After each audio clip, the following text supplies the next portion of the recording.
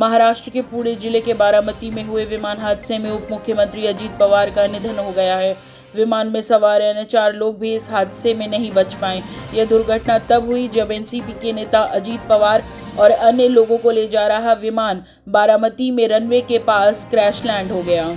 मुख्यमंत्री पुष्कर सिंह धामी की अध्यक्षता में हुई मंत्रिमंडल की बैठक संपन्न हो गई है। सचिवालय में सुबह 11 बजे शुरू हुई मंत्रिमंडल की बैठक करीब 1.5 घंटे तक चली। मंत्रिमंडल की बैठक के दौरान कुल 8 प्रस्तावों पर मोहर लगी है। धामी मंत्रिमंडल की बैठक शुरू होने से पहले महाराष्ट्र के उप मुख्यमंत्री अजीत पवार के विमान दुर्घटना में निधन पर दुख व्यक्त किया गया। साथ ही विमान दुर्घटना में दिवंगत आत्माओं के लिए 2 मिनट का मौन रखा गया। कैबिनेट बैठक में मुख्य बिंदु चिकित्सा स्वास्थ्य परिवार कल्याण विभाग के स्वास्थ्य कार्यकर्ता स्वास्थ्य पर्यवेक्षक सेवा नियमावली 2026 को मंजूरी मिली है।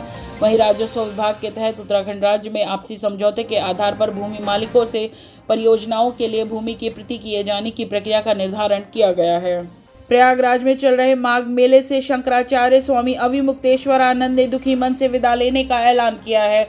बुधवार सुबह आयोजित प्रेस कॉन्फ्रेंस में उन्होंने कहा कि वह आस्था और श्रद्धा के साथ माघ मेले में आए थे, लेकिन परिस्थितियां ऐसी बन गई हैं कि बिना स्नान किए ही लौटना पड़ रहा है। उन्होंने कहा कि प्रयागराज हमेशा से ही शांति, विश्वास और सनातन परंपराओं की भूमि रही है और यहाँ से इस तरह लौटना उनके लिए बेहद पीड़ादायक है। अर्धकुंभ की तैयारियों के मद्देनजर हर की पौड़ी पर करीब 108 करोड़ की लागत से विकास कार्य कराए जाएंगे। इस प्रोजेक्ट को 2 हिस्सों में बांटा गया है। Uttarakhand project development and construction corporation ये कार्य कराएगा। गंगा के तट पर हर की पौड़ी लाखों श्रद्धालुओं की आस्था का केंद्र है। यहाँ रोजाना बड़ी संख्या में लोग स्नान करने आते हैं। अर्धकुंभ के लिए इस जगह को नया रूप देने की तैयारी है। प्रोजेक्ट में घाटों की मरम्मत, पुलों की मजबूती, रास्तों का निर्माण व अन्य सुविधाएं शामिल हैं। इससे श्रद्धालुओं को साफ सुथरा व सुरक्षित माहौल मिलेगा।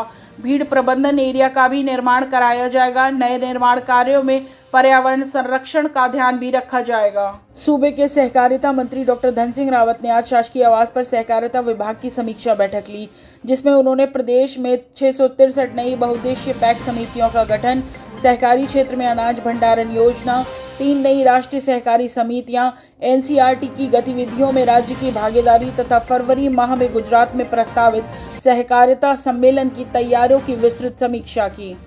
भाजपा नेता और मुलायम सिंह यादव की बहू अपर्णा यादव और उनके पति प्रतीक यादव के बीच चल रही तकरार खत्म होती दिख रही है।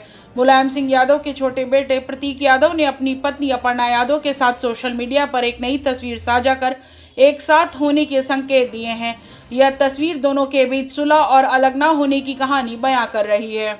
36वें सड़क सुरक्षा माह 2026 के तहत सड़क सुरक्षा जीवन रक्षा थीम पर दून पुलिस द्वारा जनपद के विभिन्न क्षेत्रों में लगातार जागरूकता अभियान चलाया जा रहा है।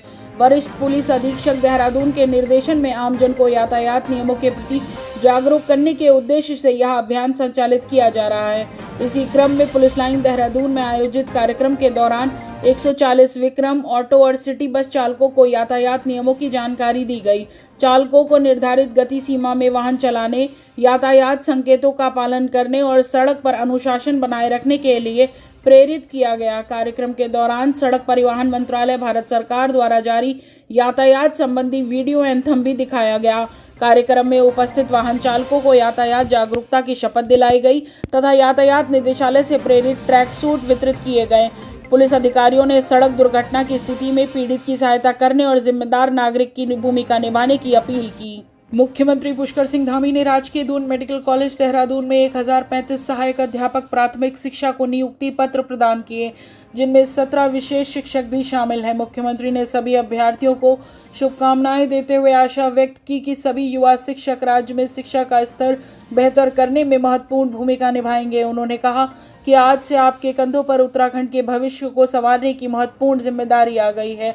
जब किसी बच्चे को गुणवत्तापूर्ण और संस्कार युक्त शिक्षा मिलती है तो वह केवल अपना ही जीवन नहीं संवारता बल्कि समाज और राष्ट्र के निर्माण में भी अमूल्य योगदान देता है। शिक्षक देश के उज्जवल भविष्य के शिल्पकार हैं। बहुजन समाज पार्टी की राष्ट्रीय अध्यक्ष मायावती ने यूजीसी नियमों के खिलाफ चल रहे प्रदर्शन पर अपनी प्रतिक्रिया दी है। यूपी की पूर्व मुख्यमंत्री ने कहा कि सामान्य वर्ग का प्रदर्शन बिल्कुल उचित नहीं है। आपसी भेदभाव मिटाने और समानता लाने के लिए यह कानून बनाया गया है। इसका विरोध बिल्कुल भी उचित नहीं है। उन्होंने सरकार को भी सलाह दी कि यूजीसी नियमों के लिए सभी वर्गों के साथ तालमेल से फैसला लिया गया होता तो ज़्यादा बेहतर होता। सविन बंसल ने आज सब रजिस्ट्रार कार्यालय ऋषिकेश का औचक निरीक्षण किया। निरीक्षण के दौरान कार्यालय में व्याप्त अव्यवस्थाओं एवं गंभीर अनियमितताओं पर जिलाधिकारी ने गहरी नाराजगी व्यक्त की। जिलाधिकारी ने पूछा कि आपके संपत्ति मूल्यांकन 47A का कोई ज्ञान नहीं है तो स्टैंप शुल्क कैसे किया तय? किसने तुम्हें निबंधक के बदले अधिकार दिया? इस पर आपराधिक कार्रवाई की जाएगी। जुलाई 2025 में आयोजित ऑनलाइन कॉमन एंट्रेंस एग्जाम में सफल महिला अभ्यर्थियों के लिए अग्निवीर महिला सैन्य पुलिस भर्ती रैली का आयोजन 18 फरवरी 2026 को एएमसी सेंटर एवं कॉलेज स्टेडियम लखनऊ कैंट में किया जाएगा। यह भर्ती रैली भर्ती निदेशालय उत्तर प्रदेश और उत्तराखंड तथा भर्ती कार्यालय मुख्यालय लखनऊ के तत्वाधान में आयोजित की जाएगी।